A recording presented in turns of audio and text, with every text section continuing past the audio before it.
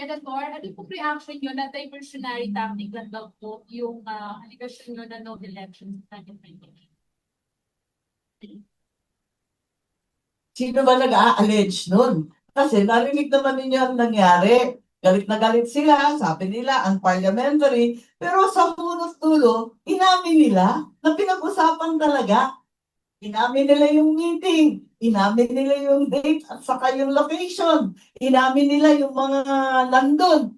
Eh, ano ngayon ang sasabihin na invento ko? Inamin nila eh. At narinig ko na yan noon pa sa mga congressman, narinig ko rin sa ating mga iba't ibang opisyal sa administrasyon, hindi siya bago. Kaya kung sabihin na diversionary, nakakatuwa naman kasi inamin naman nila, ginawa talaga nila.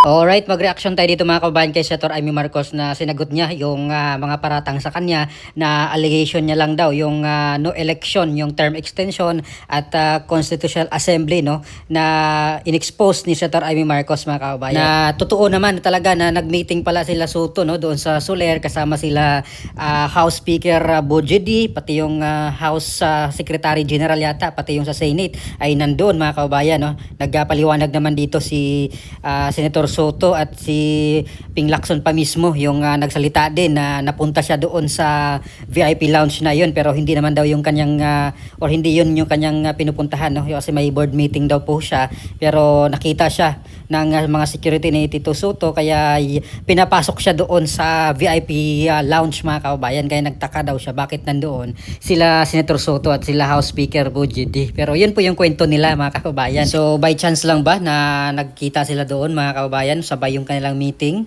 yung board meeting ni Senator Ping at ng sila Soto kasi yung pinag-usapan daw nila ay hindi patungkol sa charter change mga kababayan no sabi ni Soto pero para sa aking opinion ay hindi malabo talaga mga kababayan na may balak silang baguhin yung yung constitution na walang eleksyon itong term extension na nabulgar ay kasi may statement na dati si dating President Tito Soto no na papayag siya sa CHATCHA no or charter change no baguhin na yung constitution kasi galit siya dati sa Supreme Court at yung decision nga ng Supreme Court na unconstitutional yung impeachment complaint laban kay VP Sara mga kababayan. At ito panoorin natin yung kanyang statement mga kababayan no yung before and after na kanyang sinabi dati na pabor siya sa charter change. At ngayon ay kanya na pong sinabi na hindi siya pabor, never daw na magpabor siya dito sa charter change mga kababayan. So panoorin po natin yung kanyang mga statement. What we can do is meet with them. I mean, Congress, House of Representatives.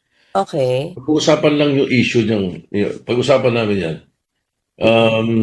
Kasi ang nakikita ko na outright solution dito, which could not be called outright, palitan na natin konstitusyon. Baguhin na natin. Pagka ganyan, ano? Pagkatapos, marahil yung Constituent Assembly makakagalaw dyan para A few moments later. I have never been in favor of CHATCHA. Charter change? Never. From the day I became a senator up to the present, ang dami namin pinagdaanan dyan. Ang mas gusto ko, CHA. C-H-A, C-H-A.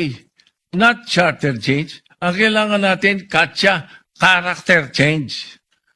That is what we need. O di ba malinaw yung kanyang sinabi na baguhin yung Constitution at Constitutional Assembly mga kababayan no. Take note nabanggit niya po yung term na Constitutional Assembly at yun nga po yung nabulgar ni Senator Amy at ni Lito Banayo na gagawin no yung pag-amend ng Constitution or pagbago ng Constitution through Constitutional Assembly at yung sa term extension yung mga senator na from 24 magiging 36 or 54 na kasi gagawin natin nilang 2 senator or 3 senators per region na mga kababayan. So meron po tayong 18 regions ay yun, times 3 or times 2 mo lang. So yun po yung balak daw nila mga kababayan according dito kay Senator Amy Marcos na gagawin. At pati po yung term extension, hindi lang po sa mga congressman na matatapos yung kanilang termino. Every 3 years lang naman sila. Pati itong senators ngayon nag-graduate sa 2028 at pati sa presidente pala mga kababayan ay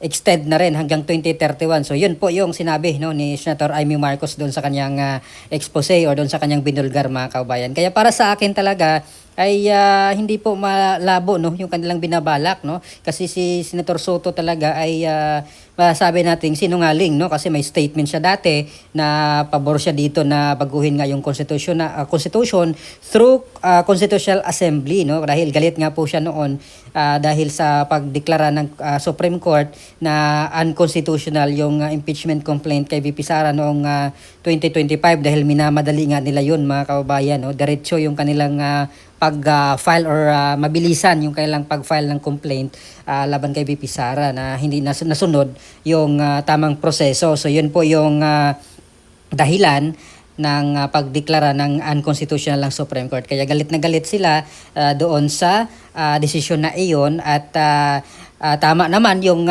aksyon ni Senate President Chis Escudero noon na hindi agad-agad nilang inaksyonan yung impeachment complaint no kasi kung nagkataon ay pagtawanan sila mga kabayan dahil naglabas nga po ng desisyon din yung Supreme Court about doon sa forthwith no kaya tama yung desisyon ni dating Senate President Chis Escudero no na may bigyang oras pa mga kabayan hindi agad-agad no or hindi naman basta-basta agad-agad na simulan agad kagaya ng sinabi nila Soto dati na forthwith daw ay aksyonan agad nila no pero ngayon mga kababayan sa liderato ni Senate President Alan Peter Cayetano ay agad naman po siyang kumilos no nag-convene agad sila at natanggap na ni VP Sara no sa opisina ni VP Sara yung summon so dito nag-usap-usap na nag-discuss na about dito sa magiging impeachment trial nga mga kababayan no sa Senate at para walang masabi yung minority ngayon na for sure ito yung isa sa mga magiging ibubutas nila dito kay Senate President Cayetano para patalsikin nila mga kabayan pero for sure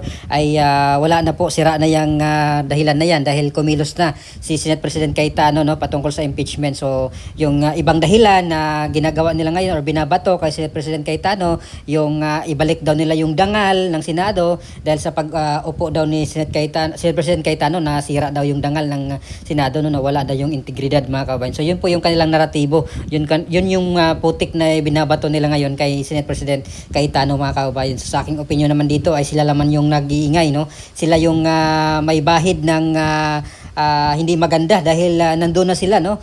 Nag-stay na sila doon sa liderato ng Senate pero yun nga yung panawagan ng taong bayan yung investigation sa flood control ay hindi po nila nagawa. Inuupuan nila mga kaubayan ng ilang buwan no wala silang ginawa despite the fact doon sa mga libo-libong Pilipino ang nanawagan no kinakalampag sila na imbestigahan ipatawag sila Martin Romualdez sila Saldico yung 18 Marines pero wala talaga mga kaubayan no parang bulag at pipi lang itong si Ping Lacson na chairman dati ng Blue Ribbon Committee bagkus gumawa pa siya ng kanyang initial report or partial report mga kababayan no na patungkol doon sa flood control na hindi pa nga tapos mga kababayan hindi pa niya pinatawag yung mga mahalagang mga tao na nagsalita pero yung ginawa nila question lang or question pa nila yung kredibilidad ng 18 Marines no mga kababayan so talagang sabi nga ni Senator Amy Marcos ay may pinagtatakpan nga nila or pinagtatakpan nila yung mastermind ng flood control corruption so ano po masasabi nyo dito mga kababayan no sa sagot ni Senator Amy Marcos patungkol po doon sa